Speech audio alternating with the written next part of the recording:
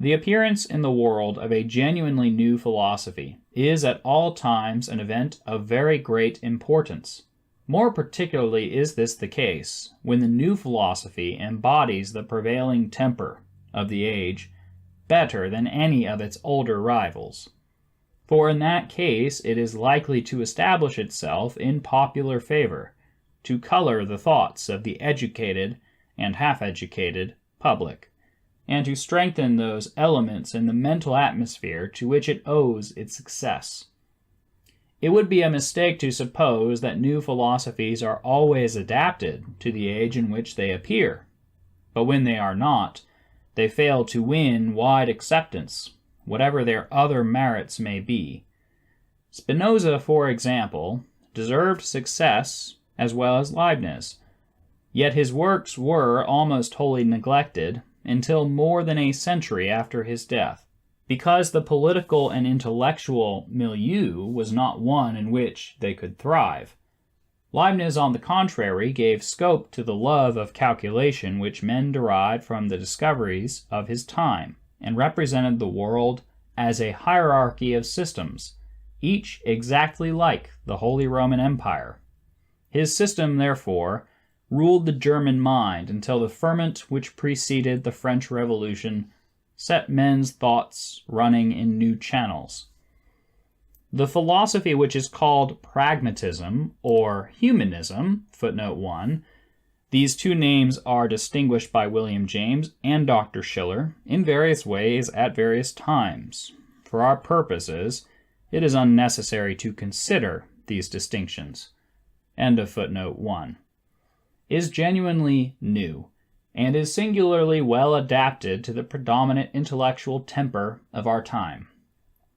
As regards its adaptation to the age, we shall have more to say when we have considered what it is. As regards novelty, its authors show a modesty which, in our opinion, is somewhat excessive. Pragmatism, a new name for some old ways of thinking, William James calls his book, and Dr. Schiller constantly asserts that his doctrines are those of Protagoras.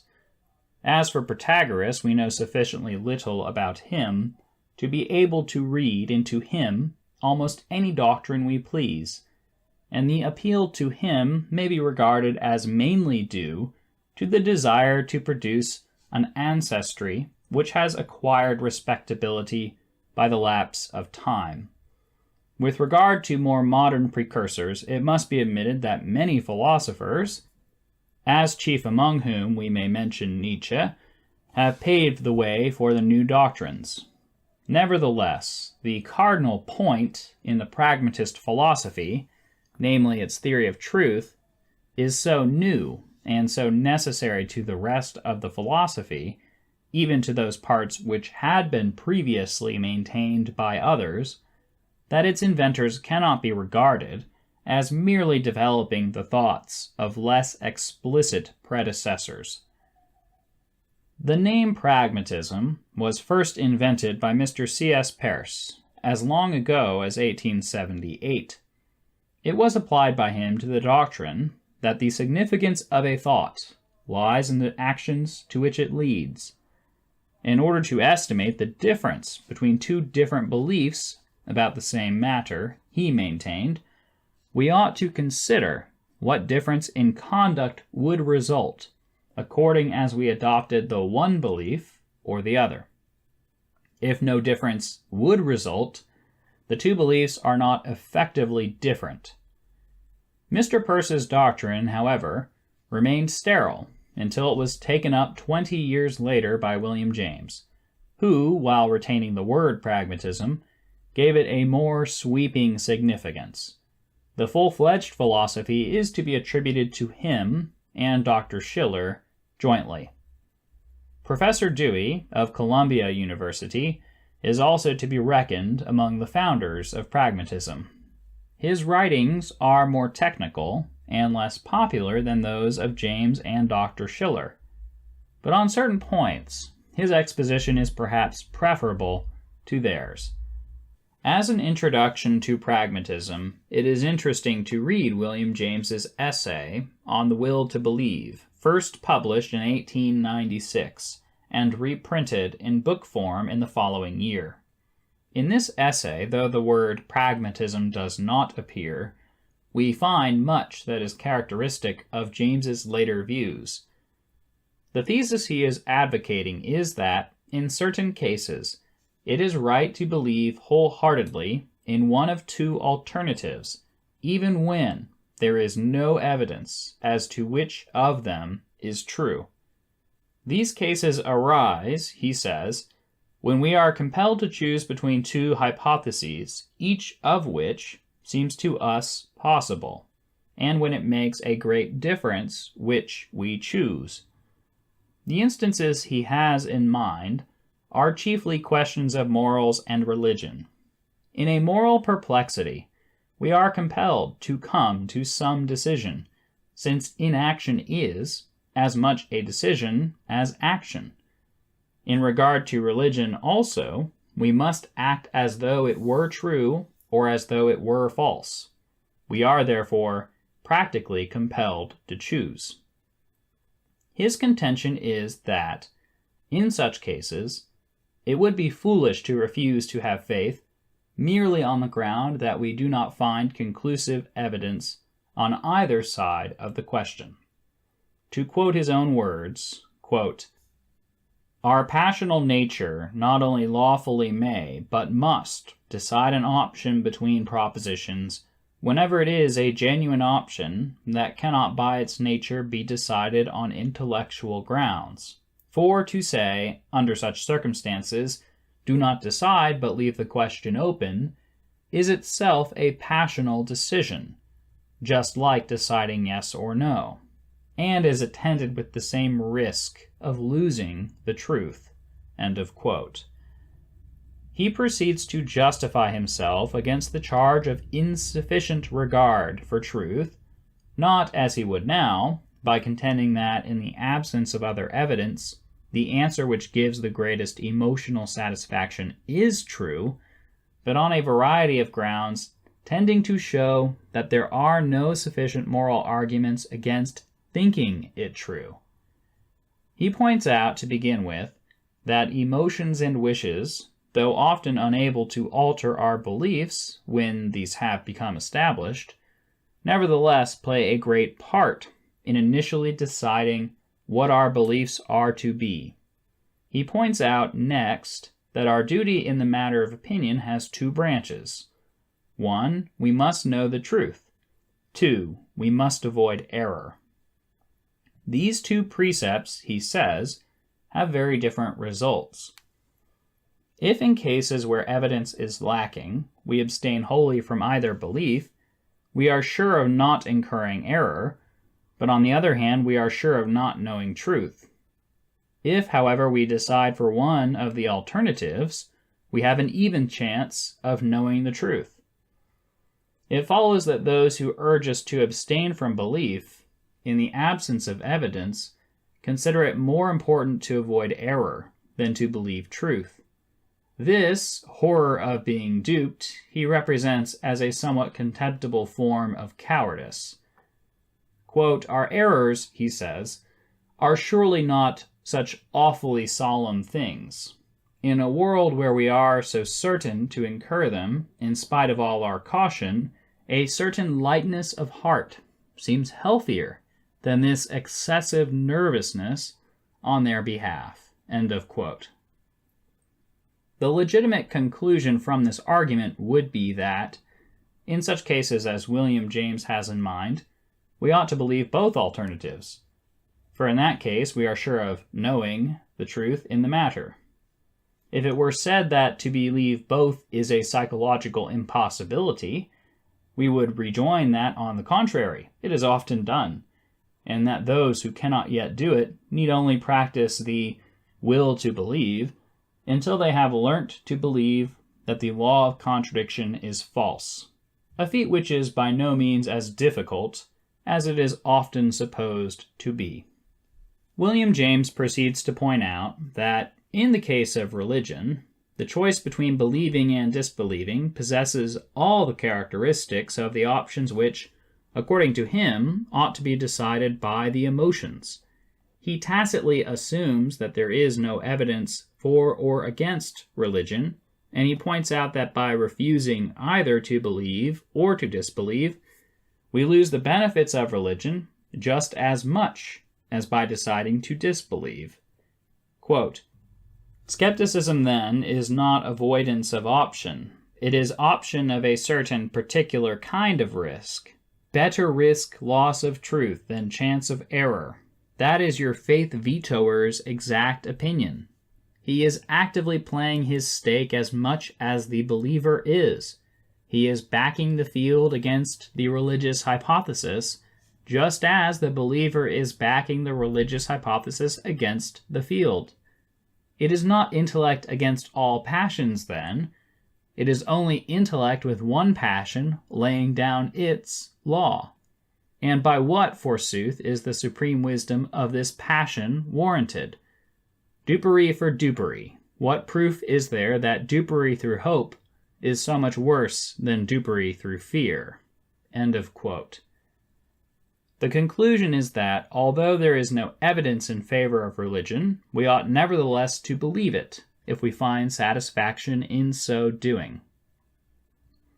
This essay on the will to believe is important, because it has been widely read and much criticized, both adversely and favorably, and because it affords a good introduction to the pragmatist temper of mind. Some practice in the will to believe is an almost indispensable preliminary to the acceptance of pragmatism, and conversely, pragmatism, when once accepted, is found to give full justification of the will to believe. We shall therefore, before proceeding to pragmatism proper, consider briefly what there is to be said on a common-sense basis against the doctrines so persuasively set forth in this essay. We may observe, to begin with, the agnostic hypothesis upon which the whole argument rests. The hypothesis is that no evidence for or against religion is at present known. Pragmatists pose as the friends of religion, except in Italy, and many religious people have accepted them as allies. It is therefore worthwhile to emphasize this underlying hypothesis and to point out the very questionable wisdom of accepting it as the basis of a defense of orthodoxy. With the truth or falsehood of this hypothesis, however, we need not concern ourselves in this discussion. The question for us is whether, granting the hypothesis, we can accept the results which William James derives from it. Let us observe, in the first place, a confusion which runs through the whole pragmatist account of knowledge, namely the confusion between acting on an hypothesis and believing it. In the cases which William James has in mind, the option between rival hypotheses is, he says, a forced option. That is, it is not avoidable.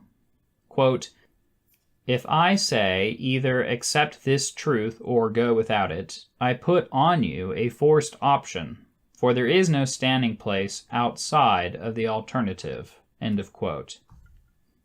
This statement appears, to us, to be contrary to many of the plainest facts of daily life. If, in walking along a country road, I come to a fork where there is no signpost and no passer-by, I have, from the point of view of action, a forced option. I must take one road or other if I am to have any chance of reaching my destination, and I may have no evidence whatever as to which is the right road.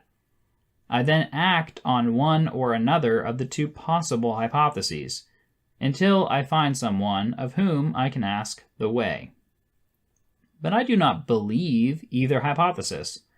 My action is either right or wrong, but my belief is neither, since I do not entertain either of the two possible beliefs. The pragmatist assumption that I believe the road I have chosen to be the right one is erroneous. To infer belief from action in the crude way involved in the assumption that we must either accept this truth or go without it is to ignore the plain fact that our actions are constantly based upon probabilities and that, in all such cases, We neither accept a truth nor go without it, but entertain it as a hypothesis. This applies in particular to the working hypotheses of science. A man of science who considers it worthwhile to devise experimental tests of an hypothesis and to construct elaborate theories which use the hypothesis is not on that account to be regarded as believing the hypothesis. Pragmatists tell us that, in such cases, the initial unverified belief is a necessary condition for the subsequent established theory, and by so doing they make out a case for the usefulness of believing before we have evidence. This is, however, a mistaken analysis of the state of mind of a man who is testing an hypothesis. All that is required, and all that occurs among careful investigators, is the belief that the hypothesis has a greater or smaller chance of being true, and for this belief that there is probably sufficient evidence. The actual belief that the hypothesis is true, when it occurs, is apt to be a hindrance, since it retards the abandonment of false hypotheses when the evidence goes against them, and if the belief is general, it makes people regard experimental verification as unnecessary. The Aristotelians who opposed Galileo and refused to give weight to his experiments had faithfully obeyed the precepts revived by William James. The matter is, however, more complicated in such cases as religious beliefs, where the chief benefit is derived from the emotional satisfaction of the belief itself, not from the useful actions to which it directly prompts. But here, too, the antithesis of accepting or going without is far too crude. We may regard the belief as more or less probable, entertain a greater or less degree of hope that it may be true, and derive, accordingly, a greater or less proportion of the comfort we should derive from complete belief. In practice, to adopt the pragmatist's test, the effect of partial belief is very different from that of complete belief. Complete belief, if the issue is sufficiently momentous, will justify persecution, assuming, as history warrants us in doing, that the blood of Protestant martyrs is the seed of the Catholic Church. An incomplete belief, on the contrary, will not warrant the infliction of an indubitable evil for the sake of a gain which may possibly be illusory. This affords a pragmatic argument against conceding full belief in such cases as those with which William James is concerned. But if, as he assumes, there is a genuine possibility of the truth of an hypothesis, it is in accordance with all the strictest tenets of scientific veracity that we should bear the hypothesis in mind and allow to it whatever influence over our emotions and actions corresponds to the degree of its probability. We will next examine the argument that, in doubtful cases, the precept, "we must know the truth," should lead us to believe one hypothesis at a venture, since if we believe neither, we certainly do not know the truth. This argument rests upon an ambiguity in the word know. At first sight, it might be thought that if we believe what is in fact true, we must have knowledge. But this is not the sense in which the word is commonly used. Suppose, to take a trivial instance, that a man believed that the late Prime Minister's name began with a B, but believed this because he thought Mr. Balfour was the late Prime Minister. What he believes is in fact true, yet no one would say that he knew that the late Prime Minister's name began with a B. In this case, the true belief is based upon a false reason, but the case is similar when the true belief is based upon no reason, except indeed in the case of immediate data, such as the facts of perception. Thus, if, in the case of an option which we have no rational means of deciding, we believe one alternative at a venture, we cannot be said to know even if, by good luck, we have chosen the alternative which in fact is true. In such cases, we cannot know the truth, though we may by chance believe it. Hence the precept, "We must know the truth," which James invokes, is irrelevant to the issue. The usual antitheses of belief and disbelief, what is known and what is unknown, are not adequate to meet the situation. The true precept of veracity, which includes both the pursuit of truth and the avoidance of error, is this: we ought to give every proposition which we consider, as nearly as possible, that degree of credence which is warranted by the probability it acquires from the evidence known to us. The further questions what propositions to consider and how much trouble to take to acquire knowledge of the evidence depend, of course, upon our circumstances and the importance of the issue. But to go about the world believing everything, in the hope that thereby we shall believe as much truth as possible, is like practicing polygamy in the hope that among so many we shall find some one who will make us happy. Another interesting point to observe in James's doctrine is the immense multiplicity of differing beliefs which it simultaneously justifies in different people. This arises from the condition that the option must be what he calls a living option. That is, it must be one in which either alternative seems to us possible. Quote, "If I say to you, be a Theosophist or be a Mohammedan, it is probably a dead option, because for you neither hypothesis is likely to be alive. But if I say, be an agnostic or be a Christian, it is otherwise. Trained as you are, each hypothesis makes some appeal, however small, to your belief." End of quote. He points out that to different people, different options are living. It follows that the beliefs which, on his principles, different men ought to adopt are different, since the three conditions for adopting a belief without evidence are that the option should be living, forced, and momentous.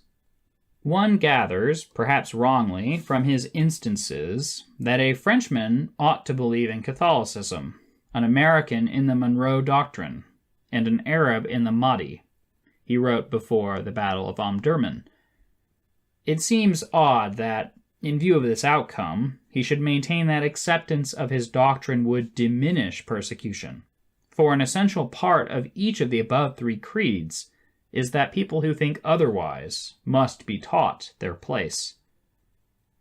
To sum up our criticism of the will to believe, it ignores the distinction between believing and entertaining a hypothesis, and wrongly assumes that if we do not completely believe a hypothesis, we must either completely disbelieve it or wholly suspend judgment.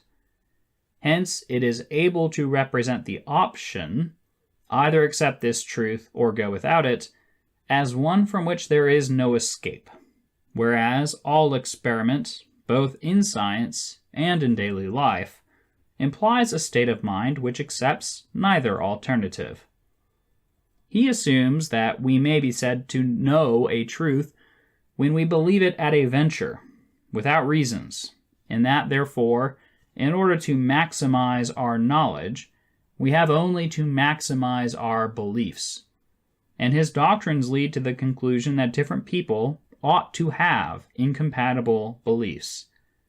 These objections, we shall find, may also be urged against full-fledged pragmatism.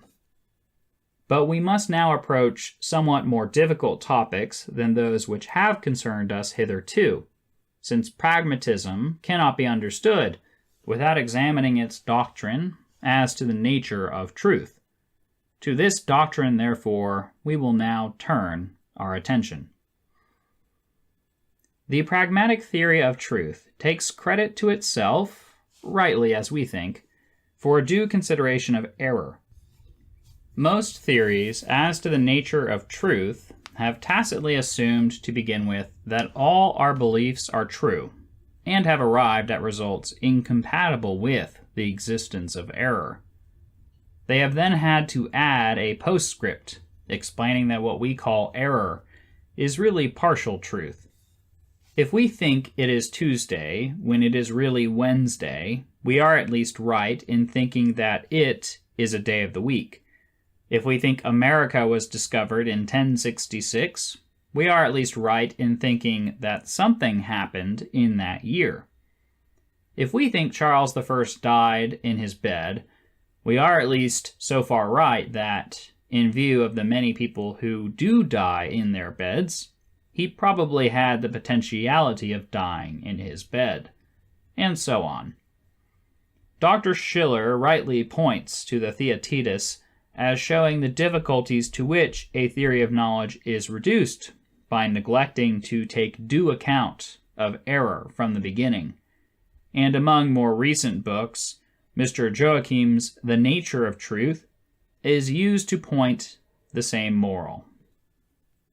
Pragmatism, then, emphasizes from the start the fact that some of our beliefs turn out to be mistaken, and that the proper business of a theory of truth is to show how truth and falsehood are distinguished. This might seem, to those not sophisticated by philosophy, to be an obvious truism, but in fact philosophy has always regarded it as its business to prove, as far as possible, that everything is true, rather than to distinguish between truth and falsehood. Similarly, in ethics, philosophers have not sought to distinguish between the good and the bad, so much as to prove that everything is good. If little truth has been attained in philosophy, the reason is chiefly that few philosophers have wished to attain truth. Whether pragmatists are superior in this respect, we shall not venture to pronounce. But at any rate, the peculiarity of their bias makes them willing to admit facts which other philosophers find inconvenient, and among such facts is the prevalence of error. In order to discover the difference between truth and falsehood, pragmatism sets about a Socratic inductive inquiry as to the things we call true and false. These words, to begin with, are applied to beliefs and are applied only when a question has arisen. Concerning the ordinary facts of perception, we do not ask questions until we have become philosophers. We do not apply either of the words true and false to such unquestioned matters. But when once the question has arisen concerning some actual belief, is it a true or false belief, how do we in fact decide the question? The answer of pragmatism is that if the belief furthers the purpose which led us to ask the question, it is regarded as true belief. If it fails to further the purpose, it is regarded as a false belief. This, therefore, according to pragmatism, is the meaning of the words true and false. True means furthering the purpose which led to the question. Or, more explicitly, when in pursuing any purpose, a belief is entertained which is relevant to the purpose, the belief is true if it furthers the achievement of the purpose, and false if it does not do so. Footnote 1. Confer Schiller, Studies in Humanism, page 154. End of footnote 1. A few quotations will serve to amplify and elucidate the above brief statement. After explaining recent changes in the methodology of science, James says, quote, "Riding now on the front of this wave of scientific logic, Messrs. Schiller and Dewey appear with their pragmatist account of what truth everywhere signifies. Everywhere, these teachers say, truth in our ideas and beliefs means the same thing that it means in science. It means, they say, nothing but this, that ideas, which themselves are but parts of our experience, become true just insofar as they help us to get into satisfactory relations with other parts of our experience." End of quote. Footnote 2. Pragmatism, pages 57-58. End of footnote 2. Again, quote, I am well aware how odd it must seem to some of you to hear me say that an idea is true so long as to believe it is profitable to our lives. That is good for as much as it profits, you will gladly admit. But is it not a strange misuse of the word truth, you will say, to call ideas also true for this reason? You touch here upon the very central point of Messrs. Schiller's, Dewey's, and my own doctrine of truth. Let me now say only this, that truth is one species of good, and not, as is usually supposed, a category distinct from good, and coordinate with it. The true is the name of whatever proves itself to be good in the way of belief, and good too for definite assignable reasons. End of quote. Footnote 3. Pragmatism, pages 75, 76. End of footnote 3. The sixth of William James's lectures on pragmatism is concerned wholly with the notion of truth. He begins by assenting to the dictionary definition that truth means the agreement of our ideas with reality. But, as he justly discovers, this definition does not take us very far, unless we know what we mean by agreement and what we mean by reality. The pragmatist holds that different sorts of agreement and different sorts of reality are concerned in different cases. The popular notion that a true idea must copy its reality holds good, he says, of sensible things, but goes wrong as soon as we come to abstractions. The idea of the elasticity of a spring, for example, cannot, according to him, be a copy of reality, presumably on the ground that an elasticity is not an actually existing thing. The question is, then, what sort of agreement with reality is possible in such cases?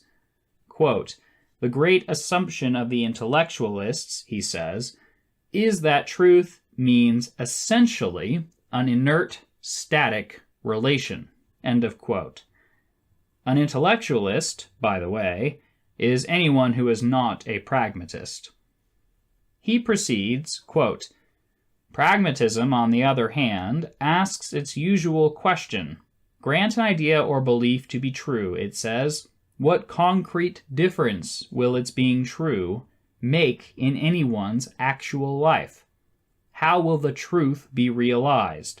What experiences will be different from those which would obtain if the belief were false? What, in short, is the truth's cash value in experiential terms? The moment pragmatism asks this question, it sees the answer. True ideas are those that we can assimilate, validate, corroborate, and verify. False ideas are those that we cannot. The truth of an idea is not a stagnant property inherent in it. Truth happens to an idea. It becomes true, is made true by events. Its verity is, in fact, an event, a process. The process, namely, of its verifying itself, its verification. Its validity is the process of its validation. End of quote. Footnote 1. See the same source, pages 200, 201. End of footnote 1. Recurring to the definition of truth as agreement with reality, James sums up by distinguishing three kinds of reality. 1. Concrete facts. 2. Quote, abstract kinds of things and relations perceived intuitively between them. End of quote. 3. Truths already in our possession. Agreement he defines as follows, quote, to agree in the widest sense with a reality can only mean to be guided either straight up to it or into its surroundings, or to be put into such working touch with it as to handle either it or something connected with it better than if we disagreed. End of quote. page 212. Two further quotations will complete the material required for understanding James's account of truth. Quote, "The true, to put it very briefly, is only the expedient in the way of our thinking, just as the right is only the expedient in the way of our behaving. Expedient in almost any fashion, and expedient in the long run, and on the whole of course." End of quote, page 222. Quote, "Our account of truth is an account of truths in the plural, of processes of leading, realized in rebus, and having only this quality in common, that they pay." End of quote, page 218. Before proceeding further, it will be as well to clear up a misunderstanding, from which the pragmatists themselves appear not to be exempt. When it is said that truth is one species of good, it is natural to suppose that ethical considerations are involved, and that logic will become dependent upon ethics. This view is, in fact, adopted in Dr. Schiller's essay, footnote 1, the first essay in his Humanism, end of footnote 1, on the ethical basis of metaphysics. But a closer examination shows that pragmatists mean by the word good whatever satisfies desire. Footnote 2. Schiller, Studies in Humanism, page 152. Quote, "Good and bad also, in their wider and primary sense, have reference to purpose. Good is what conduces to, bad what thwarts, a purpose." End of quote. End of footnote 2. So far as we know, they have nowhere justified this use of the word, but that is not our present concern.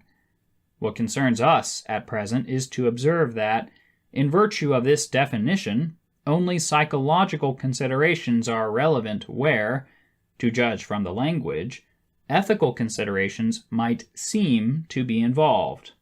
In order to judge whether a belief is true, it is only necessary to discover whether it tends to the satisfaction of desire. Footnote 3. Schiller, Studies in Humanism, page 154. Quote, "In all actual knowing, the question whether an assertion is true or false is decided uniformly and very simply. It is decided, that is, by its consequences, by its bearing on the interest which prompted to the assertion, by its relation to the purpose which put the question. To add to this, that the consequences must be good, is superfluous. For if and so far as an assertion satisfies or forwards the purpose of the inquiry to which it owes its being, it is so far true. If and so far as it thwarts or baffles it, it is unworkable, unserviceable, false." End of quote. End of footnote 3. The nature of the desire to be satisfied is only relevant insofar as it may involve conflict with other desires. Thus, psychology is paramount, not only over logic and the theory of knowledge, but also over ethics. In order to discover what is good, we have only to inquire how people are to get what they want, and true beliefs are those which help in this process. This is the pragmatist theory of truth, and its consequences, as might be supposed, are far-reaching. Before considering the metaphysic which Dr. Schiller has deduced from the pragmatist theory of truth, let us examine the grounds upon which that theory is based. Most philosophies are determined by their initial questions, and by the facts which habitually fill the imagination of the philosopher. The initial question of pragmatism is, what characteristics of beliefs do in fact lead men to regard some as true, others as false? To answer this question, so pragmatism assumes, will give us the meaning of truth and falsehood. The facts which fill the imaginations of pragmatists are psychical facts. Where others might think of the starry heavens, pragmatists think of the perception of the starry heavens. Where others might think of God, pragmatists think of the belief in God, and so on. In discussing the sciences, they never think, like scientific specialists, about the facts upon which scientific theories are based. They think about the theories themselves.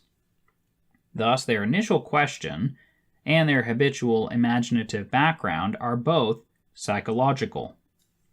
In order to arrive at an external world, they have to prove that the belief in an external world has the marks which, according to them, distinguish a true belief. Hence, they infer that there is an external world, and a similar process is necessary as regards all other facts which transcend the ego. One of the approaches to pragmatism is through the consideration of induction and scientific method. The old inductive philosophy, as exemplified in Mill's logic, conceived the nature and scope of induction far too narrowly, and pragmatism deserves credit for having remedied this defect. Induction, though it cannot give complete certainty, underlies all the sciences, even pure mathematics. In any science, we have a collection of facts bound together as far as possible by general laws. The facts appear in the formal exposition as deductions from the laws. This at least holds for the most advanced sciences, such as mathematics and physics. But in reality, the laws are inductions from facts. We cannot say that this or that fact proves this or that law. The whole body of facts proves, or rather renders probable, the whole body of laws. It might be thought that, in an experimentum crucis, a single fact establishes a single law. But this is only the case so long as the other laws of the science are taken for granted.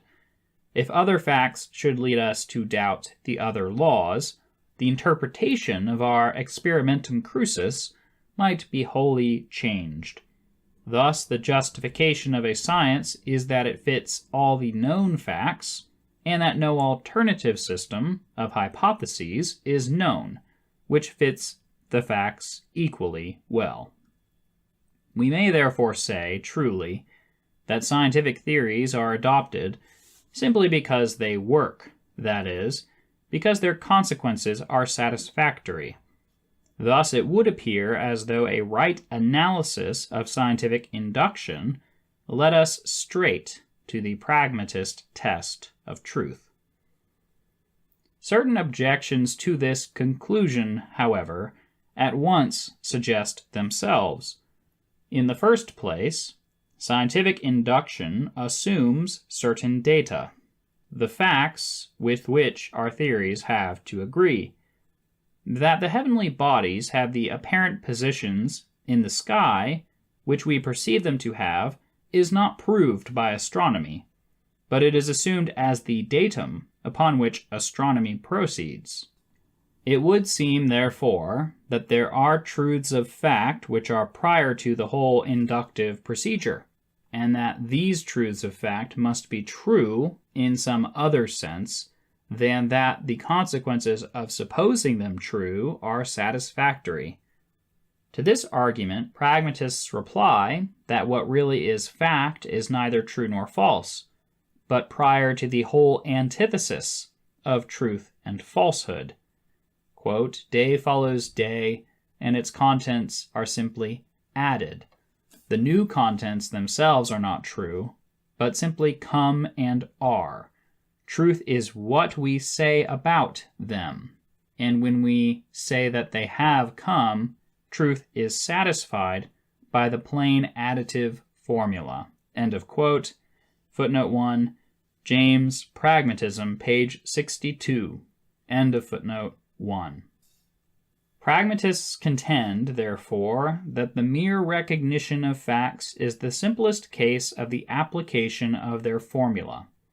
If all truth were of this simple nature, pragmatist doctrine would be unnecessary, though there would be nothing to show that it was false. But the truths which do not consist in the mere recognition of facts cannot, according to pragmatism, be explained in this simple way. Hence we are forced to adopt a theory of truth not derived from the exclusive consideration of this simplest case. For the moment, let us allow this answer to pass. We shall return to the subject of facts in connection with Dr. Schiller's doctrine of the making of reality. A more serious objection to the argument from the procedure of the sciences is derived from the ambiguity of the conception of working. What science requires of a working hypothesis is that it shall work theoretically, that is, that all its verifiable consequences shall be true and none false. The law of gravitation enables us to calculate the motions of the heavenly bodies. So far as these motions can be observed, they are found to agree with our calculations.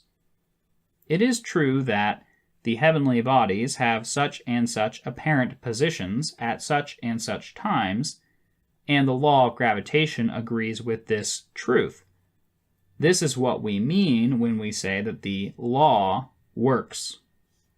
We do not mean that it gives us emotional satisfaction, that it satisfies our aspirations, that it is a help in navigation, or that it facilitates a virtuous life.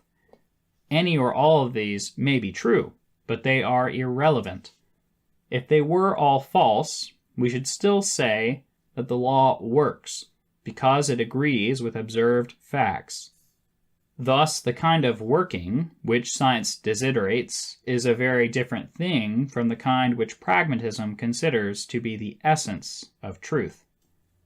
To this, as to our previous objection, pragmatists reply that the truth concerned is a particular species of truth, and that scientific working is a particular species of their general conception of working. Our purpose, they say, in asking the question to which the law of gravitation is an answer, is to be able to calculate the motions of the heavenly bodies.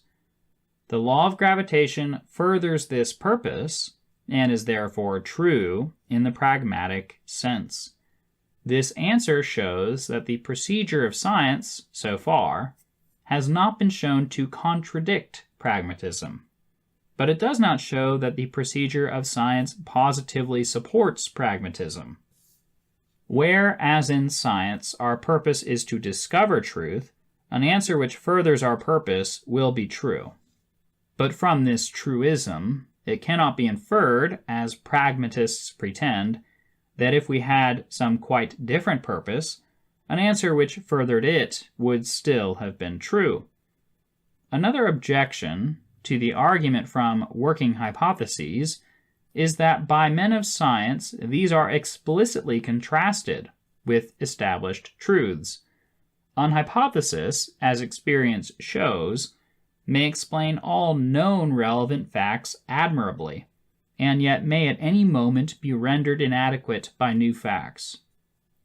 For this reason, prudent men give only a very provisional assent to a working hypothesis. Thus, the cases from which pragmatism endeavors to discover the nature of truth are the very cases in which we have least assurance that truth is present at all. This is certainly a curious and not very hopeful mode of procedure. It may be said, however, that what leads us to feel doubtful about a working hypothesis is merely that it has not yet been shown to work over a sufficiently wide field. The more it works, the more we believe in it. But to this again, it may be rejoined that the more it works, the less probability is there that any other hypothesis would also work. To pursue this topic, however, would require a discussion of the laws of probability, for which this is not the place. From what has been said, it results that the utmost that pragmatism can derive from science is that the scientific conception of working is not incompatible with the pragmatist conception, since the scientific working may be regarded as a species of the pragmatic working.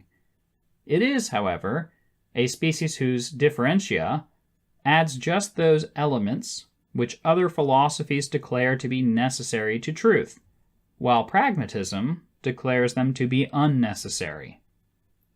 The essential novelty of pragmatism is that it admits as a ground of belief any kind of satisfaction to be derived from entertaining the belief, not merely the theoretic satisfaction which is sought by science.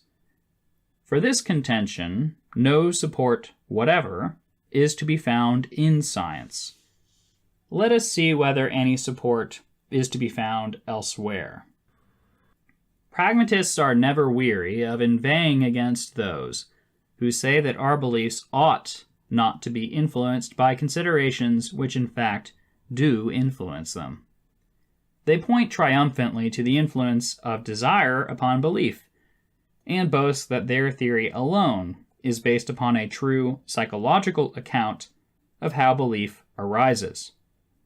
With this account we have no quarrel. What we deny is its relevance to the question, what is meant by truth and falsehood?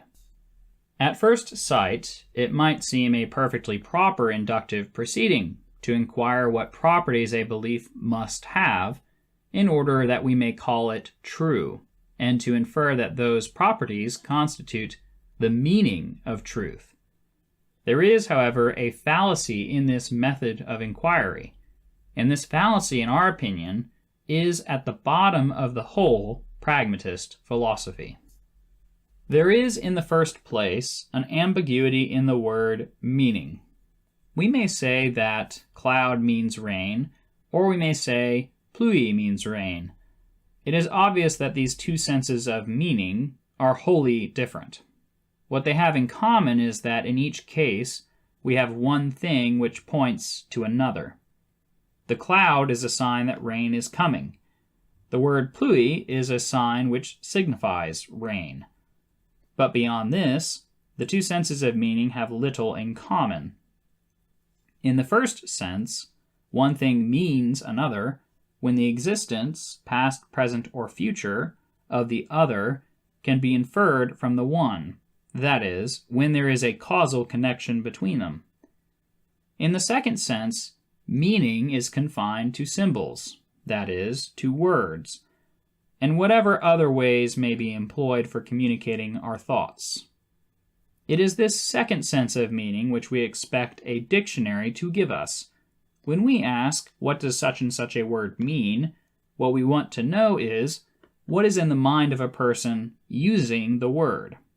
A confusion of the two senses of meaning is not uncommon in philosophy, and if we are not mistaken, pragmatism has confused them in its inquiry as to the meaning of truth.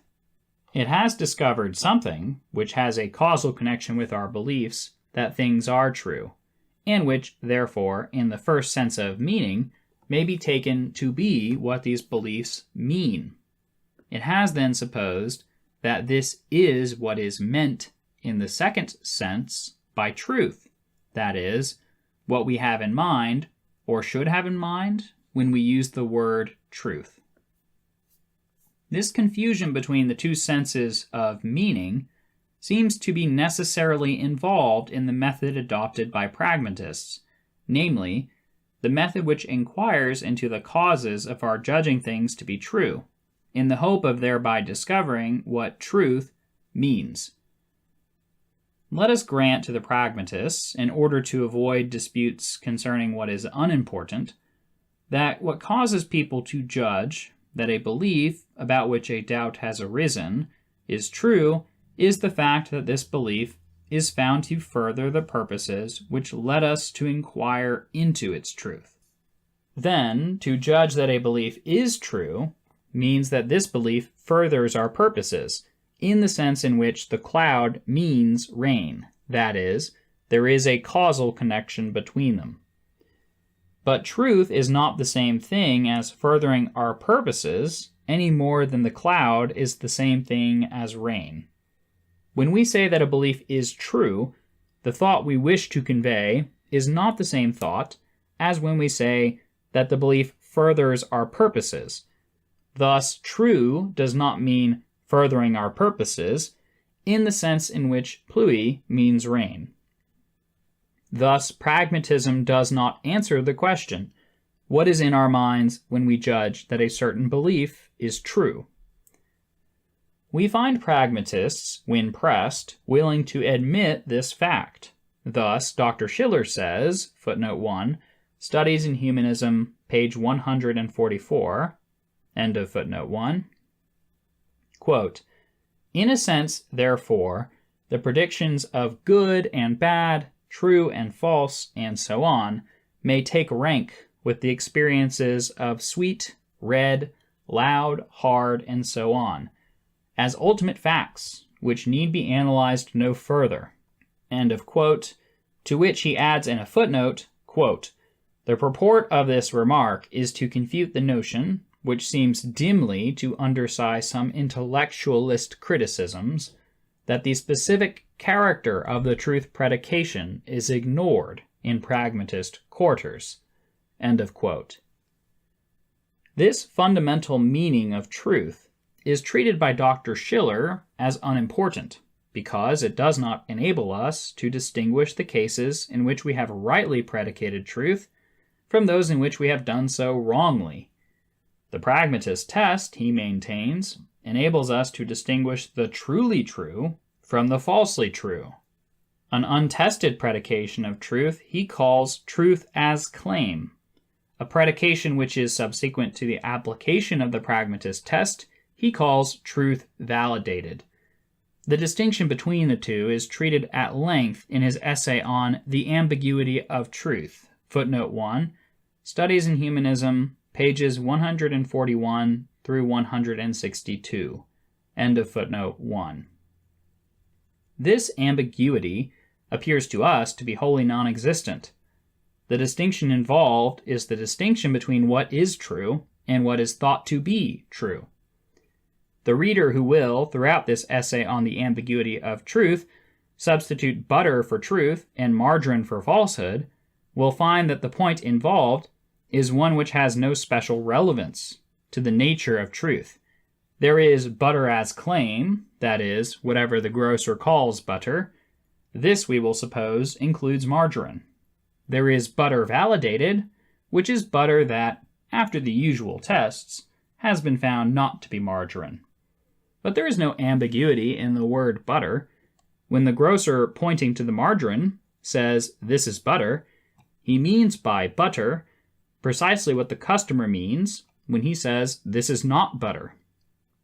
To argue from the grocer's language that butter has two meanings, one of which includes margarine while the other does not, would be obviously absurd.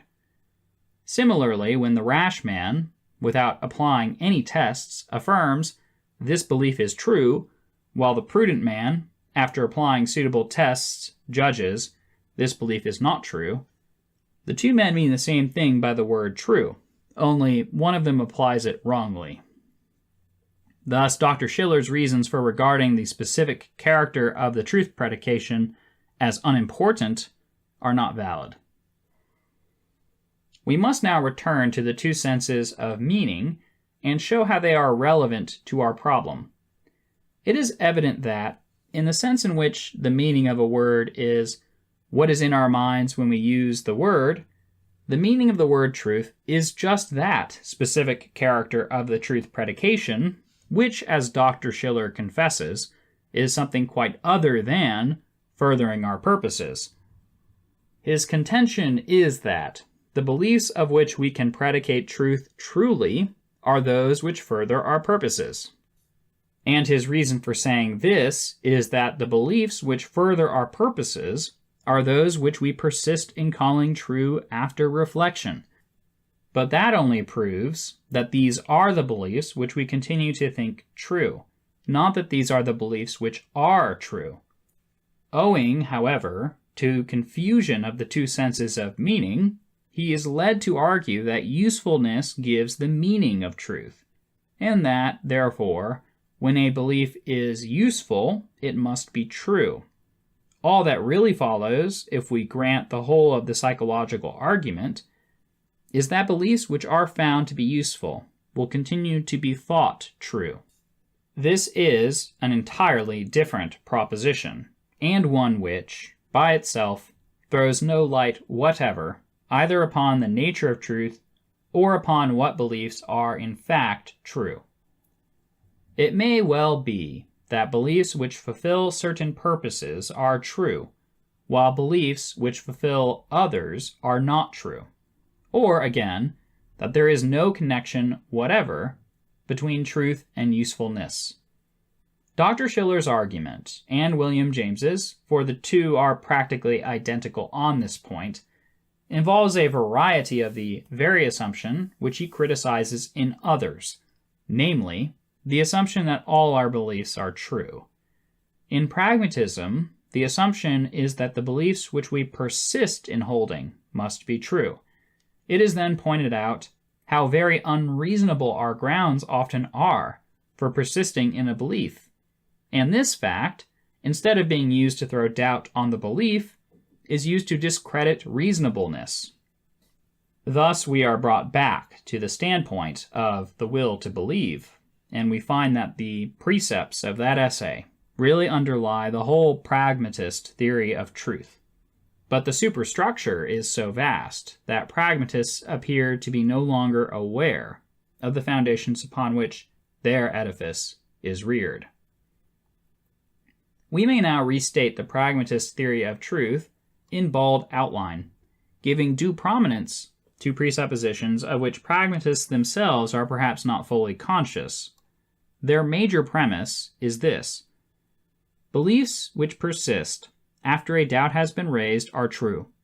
Their minor premise is beliefs which are found to be serviceable persist after a doubt has been raised. Hence it follows that such beliefs are true. The pragmatist then turns around and exhorts us to cherish such beliefs on the ground that they are true. But if his psychology was right, the exhortation is needless, since by his minor premise, we certainly shall cherish such beliefs. His major premise should be beliefs which we cherish after you have raised a doubt are true. But those who have raised the doubt can hardly be expected to be much impressed by this premise. The argument is a form of the old refutation of an opponent by the contention that the whole human race thinks as you do, which is a somewhat unsuccessful weapon against a human being who does not think as you do. It is now time to turn our attention to the metaphysic which Dr. Schiller has based upon the pragmatist theory of truth. Pragmatism as such professes to be only a method. The metaphysical doctrine which Dr. Schiller derives from it he calls humanism. In regard to metaphysics, pragmatism professes to be a kind of universal provider, willing and able to suit all tastes. As William James puts it, quote, "Against rationalism as a pretension and a method, pragmatism is fully armed and militant. But, at the outset at least, it stands for no particular results. It has no dogmas and no doctrines save its method. As the young Italian pragmatist Papini has well said, it lies in the midst of our theories like a corridor in a hotel. Innumerable chambers open out of it. In one you may find a man writing an atheistic volume. In the next, someone on his knees praying for faith and strength. In a third, a chemist investigating a body's properties. In a fourth, a system of idealistic metaphysics is being excogitated. In a fifth, the impossibility of metaphysics is being shown. But they all own the corridor, and all must pass through it if they want a practicable way of getting into or out of their respective rooms. End of quote. Footnote 1. Pragmatism, page 54. End of footnote 1. In spite of this Catholicity, however, we agree with Dr. Schiller in thinking that his metaphysic is the one which naturally results from pragmatism. It will be remembered that, in considering induction, we pointed to the dependence of inductive verification upon an appeal to facts. Humanism, as a metaphysic, results from the application of pragmatic method to the question, what is a fact? This subject has been treated by Dr. Schiller in his essay on The Making of Reality. Footnote 1, Studies in Humanism, pages 421 through 451. End of footnote 1. The main purpose of humanist metaphysics is to emphasize the primacy of the will. The will, it is true, requires a datum of fact to which to apply its operations, but this datum is itself the product of previous volitions, and although we cannot quite deny some original hylae, which has been molded by will, yet this is remote and unimportant, and has been transformed into genuine reality by the agency of human beings and other beings more or less resembling them. Nothing that can be known, nothing that can properly be called real, is independent of the knower. There is no such thing as mere knowing, in which we passively apprehend the nature of a merely given object. All knowing is bound up with doing, and everything that we know has been in some degree altered by our agency. This, Dr. Schiller says, is obvious in the case of our acquaintances, who plainly are more or less affected by the fact that we are acquainted with them. When we say that something is independent of our knowing, we mean, according to him, that the thing is not aware that we know it. But as a matter of fact, everything we know, even a stone, is aware of us in its own way. To the charge that this is hylozoism, Dr. Schiller replies by admitting it. The grounds for these opinions are not set forth quite so clearly as could be wished, but we may gather them from a complementary allusion to Hegel's dialectic at the beginning of the essay. Imagine some fact in regard to which we entertain a belief. The belief leads to action, and the action alters the fact. If it alters it into harmony with our wishes, the belief is proved to have been what pragmatists call true, since it has proved successful in action. In this case, since the belief in the fact is true, it follows that the fact is real. Thus, the belief has made the fact. But if the outcome of the belief is a fact which, though in harmony with the wishes which originally led us to concern ourselves with the matter, is in conflict with others of our wishes, the belief is not true as regards these other wishes. Hence we shall have to change our belief and take fresh action on the new belief, and so bring the fact into harmony with these new wishes. In this way, so long as we have any unsatisfied wishes, we are led on in a cycle of beliefs and actions, the beliefs becoming gradually truer, and the facts with which the beliefs are concerned becoming gradually more real, as greater harmony is established between the facts and our wishes. The motive power of this whole development is the pragmatic definition of truth. For if we believe A to be a fact, that belief is true if it is successful as a means to satisfying our wishes. Hence, so long as our wishes are not completely satisfied, the belief that A is a fact is not completely true, and therefore A is not completely a fact. Thus, complete truth and complete reality go hand in hand, and both are only to be found at the end of the road, which leads to the complete satisfaction of all our wishes. The similarity of the above process to the Hegelian dialectic is emphasized by Dr. Schiller. With his inveterate love of a pun, he has christened this process trialectic. He does not seem, however, to have observed that his process, like Hegel's, introduces a distinction between appearance and reality. That appearance embraces the whole of the world as we know it, and that it is only to reality that the pragmatic test of truth applies. The facts which he can accept as real must be such as not to thwart our purposes. The facts which appear are very often such as to thwart our purposes. If a fact is such as to thwart our purposes, the pragmatist test of truth is not fully applicable to it. For by believing that it will thwart our purposes, we do not prevent it from doing so, and our belief, though possibly preferable pragmatically to any other, does not secure the satisfaction of our desires.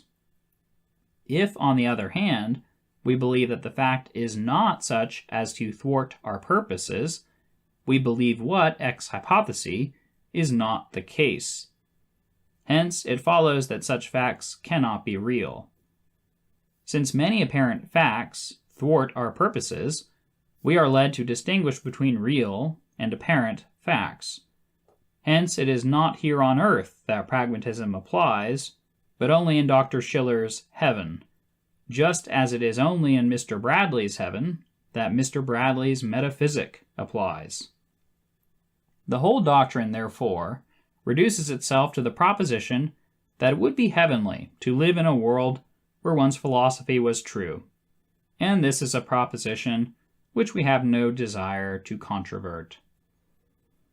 The distinction between appearance and reality is one which Dr. Schiller is never weary of attacking.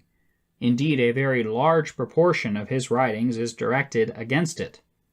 His complete reality, he holds, is being progressively realized, and is not, like the absolute, something wholly unconnected with our actual world of appearance.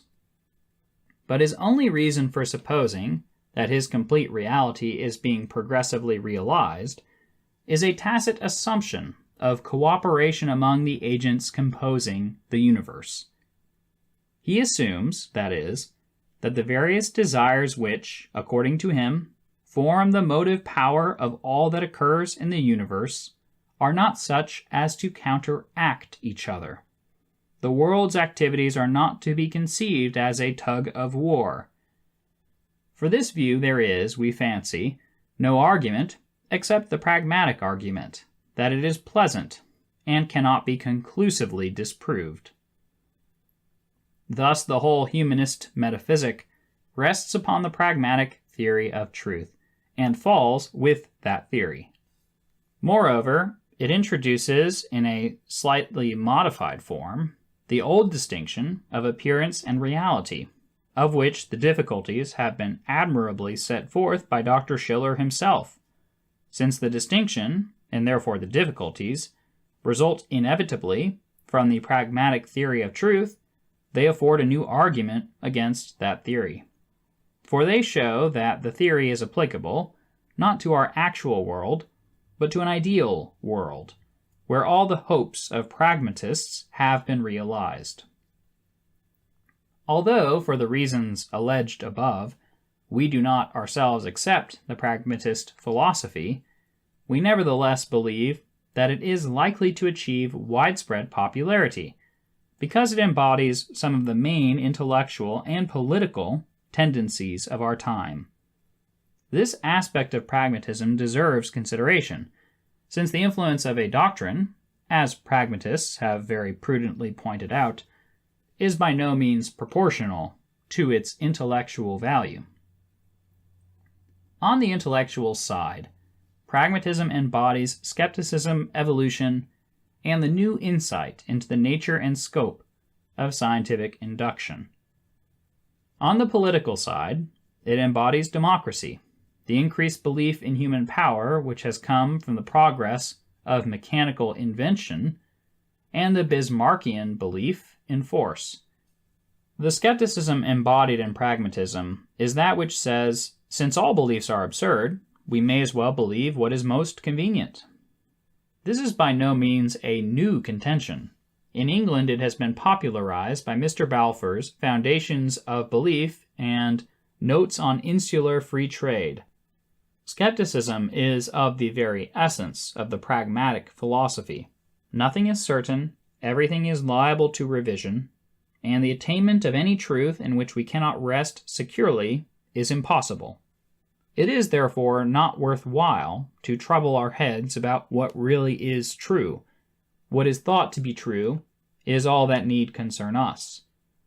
Instead of the old distinction between true and false, we adopt the more useful distinction between what we persist in thinking true and what merely seems true at first sight. Later on, the old meanings of true and false may slip back unnoticed, and we may come to think that what is true in the pragmatic sense is true in the old sense also. This happens especially in regard to religion. But on pragmatist principles, there is no reason to regret this, for the true is what it is useful to believe, and therefore it is useful to believe what pragmatism declares to be true. Skepticism, therefore, though necessary at the start, must be banished later on if we are to get the full benefits of pragmatism. In this, there is no great psychological difficulty, since, as Hume confessed, the skeptical attitude is one not easily maintained in practice. The philosophy of evolution has also had its share in generating the pragmatic tone of mind. It has led people to regard everything as fluid and in process of development, everything as passing by imperceptible gradations into everything else. Some biologists, it is true, have begun to regard development as discontinuous, proceeding by the sudden appearance of freaks. But philosophers and the general public have not been influenced by this change. Hence it has come to be felt that all sharp antitheses, such as that of true and false, must be blurred, and all finality must be avoided. We must always build a road by which everything can pass into everything else, at a leisurely pace, and with small steps. Instead of the true, we shall have the more true, or the most true up to date. And between different claimants for truth, we must provide a struggle for existence, leading to the survival of the strongest. All this is admirably effected by the pragmatist theory of truth. Monsieur Bergson, whom pragmatists claim as an ally, may be regarded as embodying this tendency. The influence of modern theories of scientific induction has probably been more restricted, in point of numbers, than the influence of skepticism or of evolution, but the men influenced have been important by their scientific eminence. We may take as their protagonist Monsieur Poincaré, who, while not extending the pragmatist doctrine to particular facts, has dealt in a thoroughly pragmatic spirit with the general hypotheses of logic, mathematics, and physics, showing that what leads to the acceptance of a scientific hypothesis is its convenience. Such general assumptions as causality, the existence of an external world, and so on, cannot be supported by Mill's canons of induction, but require a far more comprehensive treatment of the whole organized body of accepted scientific doctrine. It is in such treatment that the pragmatic method is seen at its best, and among men of science, its apparent success in this direction has doubtless contributed greatly to its acceptance. The influence of democracy in promoting pragmatism is visible in almost every page of William James's writing. There is an impatience of authority, an unwillingness to condemn widespread prejudices, a tendency to decide philosophical questions by putting them to a vote, which contrast curiously with the usual dictatorial tone of philosophic writings. Dr. Schiller at one time set to work to elucidate the question of a future life by taking a poll. Footnote 1. See his essay on the desire for immortality, Humanism, pages 228 through 249. We do not, of course, suggest that he would have considered the result of the poll decisive, even if the electorate had been larger. End of footnote 1. William James claims, for the pragmatist temper, quote, the open air and possibilities of nature, as against dogma, artificiality, and the pretense of finality and truth. End of quote. A thing which simply is true, whether you like it or not, is to him as hateful as a Russian autocracy. He feels that he is escaping from a prison, made not by stone walls, but by hard facts, when he has humanized truth and made it, like the police force in a democracy, the servant of the people instead of their master.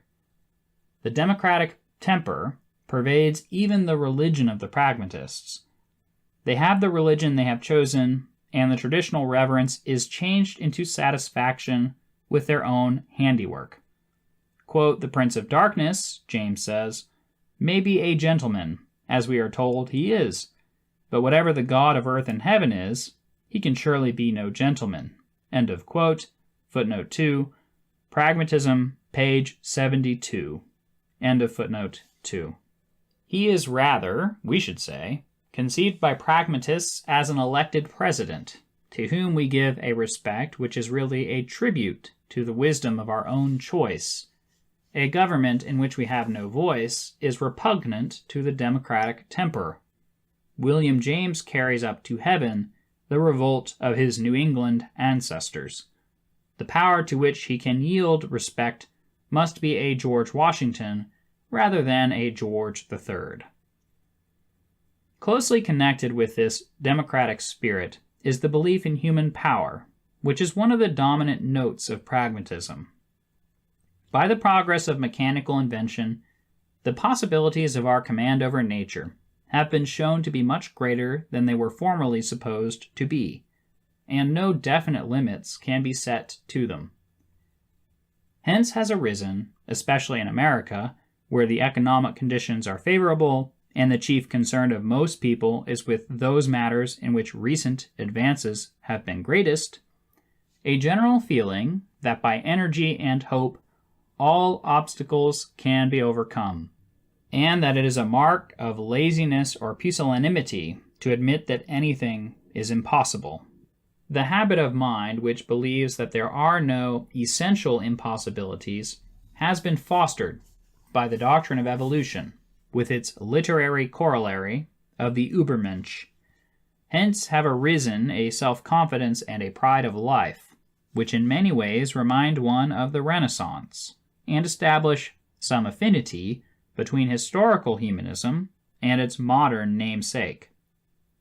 For the modern humanism is essentially the philosophy which is appropriate, as Dr. Schiller himself has said, to, quote, the young, the strong, the virile. End of quote. Footnote 1. Humanism, page 8. End of quote. The inventor, the financier, the advertiser, the successful men of action generally, can find in pragmatism an expression of their instinctive view of the world. Such men, both for good and evil, expect the world to be malleable to their wishes, and in a greater or less degree find their expectation justified by success.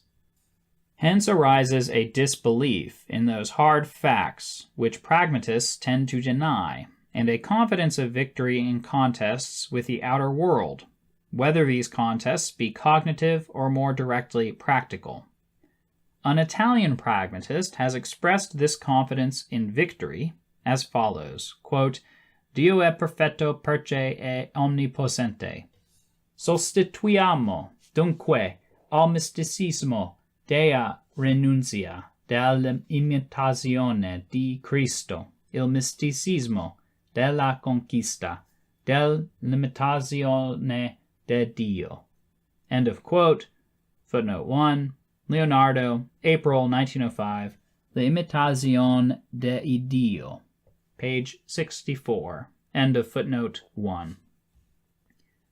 Other pragmatists have been less explicit than this modern Thomas à Kempis, but he has correctly expressed the spirit of their philosophy. From the confidence of victory in contests, it is an easy passage to the love of contest. For this, pragmatism provides full scope. The many different truths as claim must fight it out among themselves, and the victor will become truth validated. Dr. Schiller, on one occasion, implicitly confesses that, with his theory of truth, persecution can actually make a doctrine true, which would otherwise be false, since it can make a doctrine, quote, useful to our lives, end of quote. Footnote 2.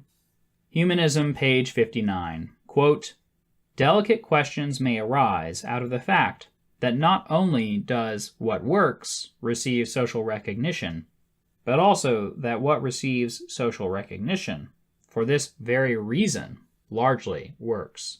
End of quote. End of footnote 2.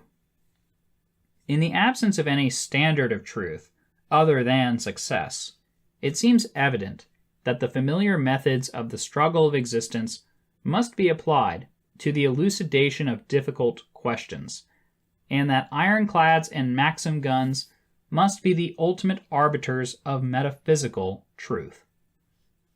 The worship of force, as we find it in Nietzsche, is not to be found in the same form in William James, who, though he lauds the will and the life of action, does not wish action to be bellicose. Nevertheless, the excessive individualism of the pragmatic theory of truth is inherently connected with the appeal to force. If there is a non-human truth which one man may know, while another does not, there is a standard outside the disputants to which, we may urge, the dispute ought to be submitted. Hence a pacific and judicial settlement of disputes is at least theoretically possible. If, on the contrary, the only way of discovering which of the disputants is in the right is to wait and see which of them is successful, there is no longer any principle except force by which the issue can be decided. It is true, of course, that in a private dispute, the public opinion of the community, especially as embodied in the law, will usually compel a peaceful decision. But this public opinion is formed, at least in theory, upon an objective estimate of the rights and wrongs of the case. In place of this, if pragmatism were the accepted creed, public opinion would have to be guided by the interests of the community. To this, there would be no objection if, as would commonly be done, the maintenance of justice could be taken as one of the ends which it is in the interest of the community to pursue. But in a pragmatist community, this would be impossible, since justice is derivative from the interests of the community, and not an independent constituent of those interests. In international matters, owing to the fact that the disputants are often strong enough to be independent of outside control, these considerations become more important. If the pragmatist urges that always and everywhere the only ultimate arbiter in a dispute must be force, the reply is that, although this is true at the actual moment of the battle, it is yet not true in a wider sense, since it ignores the motives which generate the force on either side.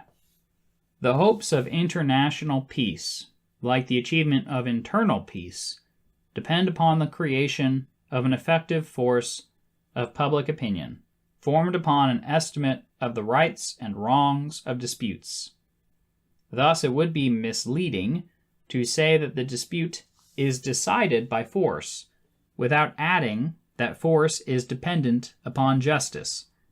But the possibility of such an opinion depends upon the possibility of a standard of justice which is a cause, not an effect, of the wishes of the community, and such a standard of justice seems incompatible with the pragmatist philosophy.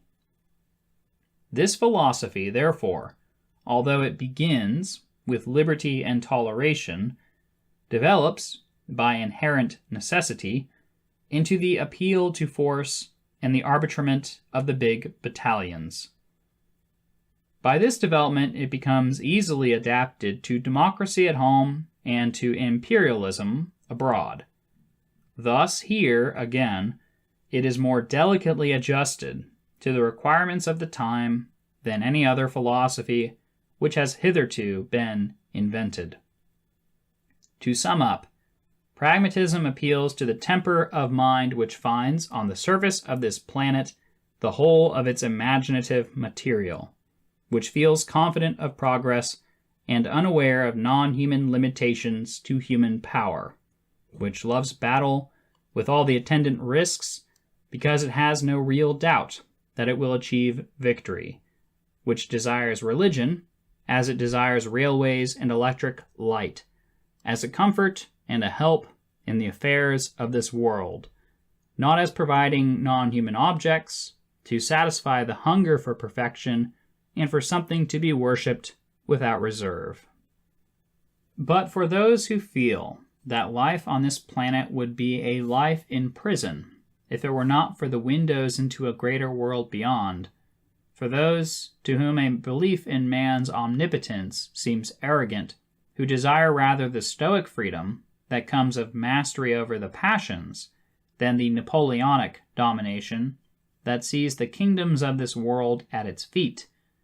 In a word, to men who do not find man an adequate object of their worship, the pragmatist's world will seem narrow and petty, robbing life of all that gives it value, and making man himself smaller by depriving the universe which he contemplates of all its splendor.